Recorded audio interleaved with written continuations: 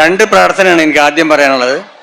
ഒന്ന്, ഈ ഭഗവാനെ ഒരു നോക്ക് കാണുവാൻ വേണ്ടി മാത്രം കാത്തിരിക്കുന്ന ഈ ലക്ഷക്കണക്കിന് ഭക്തജനങ്ങളെ അവർക്ക് ഒരു ബുദ്ധിമുട്ടും കൂടാതെ ഭഗവാനെ ഒന്ന് കാണാൻ, പ്രാർത്ഥിക്കാൻ, പിന്നെ വഴിപാട് ചെയ്യാൻ ഉള്ള അവസരങ്ങളുണ്ടാവട്ടെ എന്ന് പ്രാർത്ഥിക്കുന്നു.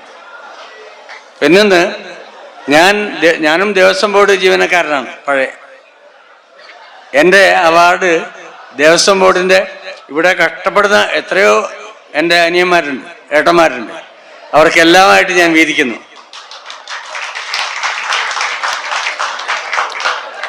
പ്രമോദും വാസവൻ സാറും ഇങ്ങനെ അക്ഷരം കൊണ്ട് പന്താടുന്ന എൻ്റെ പ്രിയപ്പെട്ട മലയാള ഭാഷാ സ്നേഹികളാണ്. അവരോടൊന്നും എനിക്കൊന്നും പറയാനില്ല.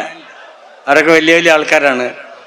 ഞാൻ ഒരു പകുതി തളർന്നിട്ടുണ്ടെങ്കിലും എൻ്റെ പകുതി ഭാഗം കൊണ്ട് മാത്രം ജീവിക്കാൻ എനിക്ക് കഴിയും എന്ന് തെളിയിക്കുന്ന ഒരാളാണ്.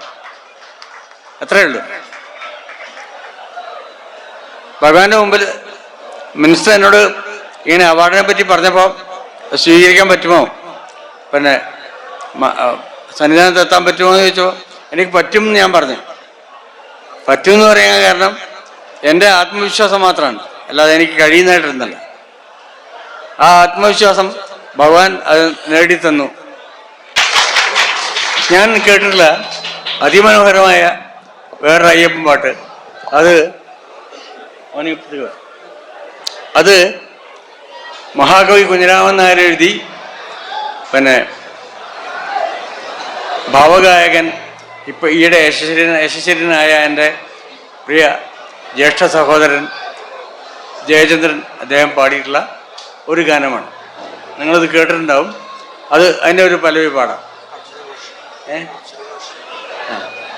പ്രിയപ്പെട്ട അർജുന മാഷാണ് എൻ്റെ സംഗീതം. മണ്ഡലമാസപ്പുലരികൾ പൂക്കും പൂങ്കാവനമുണ്ടേ, മഞ്ഞണിരാവു നിലാവു വിരിക്കും പൂങ്കാവനമുണ്ടേ, തങ്ക പൂങ്കാവനമുണ്ടേ. മണ്ഡലമാസപ്പുലരികൾ പൂക്കും പൂങ്കാവനമുണ്ടേ, മഞ്ഞണിരാവു നിലാവു വിരിക്കും പൂങ്കാവനമുണ്ടേ. പാടാൻ വയ്യ, പക്ഷെ ഇതൊന്നുമല്ല ഞാൻ പുരസ്കാരത്തിന് യോഗ്യനായിട്ടുള്ള ഒരു കാര്യം ഞാൻ വിശ്വസിക്കുന്നു. ഒന്ന്, ഞാൻ എടപ്പഴിഞ്ഞിലുള്ള പാങ്ങോട് ശാസ്താംകോവിലിൽ ഒരു 7 വർഷം ശാന്തി കഴിച്ചിട്ടുണ്ട്. ഞാൻ എന്ത് ചെയ്തെന്ന് വെച്ചാൽ, അതിൻ്റെ തൊട്ടടുത്തുള്ള ഈ ഒരു നീർച്ചാലുണ്ട്. എൻ്റെ പേര് പുഴ എന്നാണെങ്കിലും അതിൻ്റെ കരയിൽ താമസിക്കുന്ന പുലയ സമുദായാംഗങ്ങളായ പാവപ്പെട്ട ആൾക്കാരുണ്ടായിരുന്നു. അവിടെ മറ്റുള്ള ഉയർന്ന ജാതിക്കാരുള്ള ധാരാളം ആൾക്കാരുണ്ട്. ഒക്കെ നല്ല മനുഷ്യരാണ്. അവർക്ക് ആർക്കും ജാതി ചിന്തയോ പ്രശ്നങ്ങളോ ഒന്നുമില്ല. പക്ഷേ അതിന് മുൻകൈ എടുക്കാൻ ഞാൻ ഉണ്ടാവണമെന്ന് എനിക്ക് തോന്നി.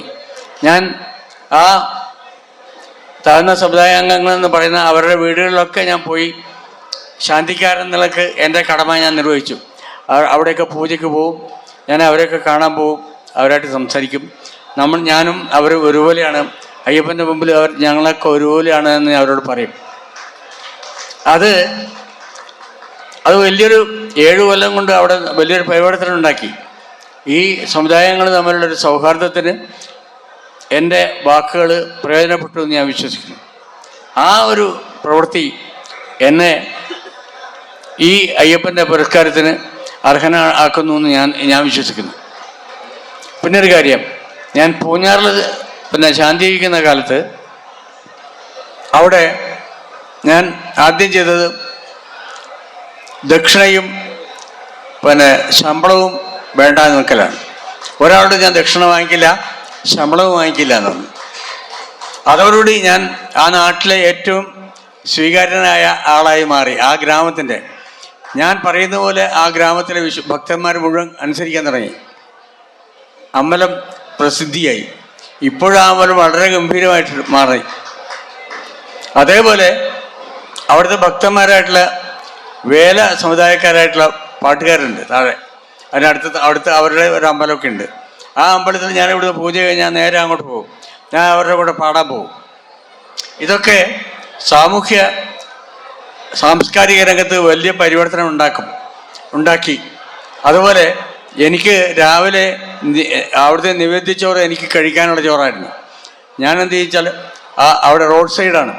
ആ റോഡ് സൈഡിൽ പോയി നിൽക്കുകയും റോഡിലേക്കൂടെ പാവപ്പെട്ട ആൾക്കാർ പോകുന്നുണ്ടെങ്കിൽ അവരെ നിർത്തിയിട്ട് അവരെ ക്ഷണിച്ചു കൊണ്ടുവന്ന് ഞാൻ ഇല വെച്ച് അവർക്ക് വിളമ്പി കൊടുക്കും ഈ ചോറ്.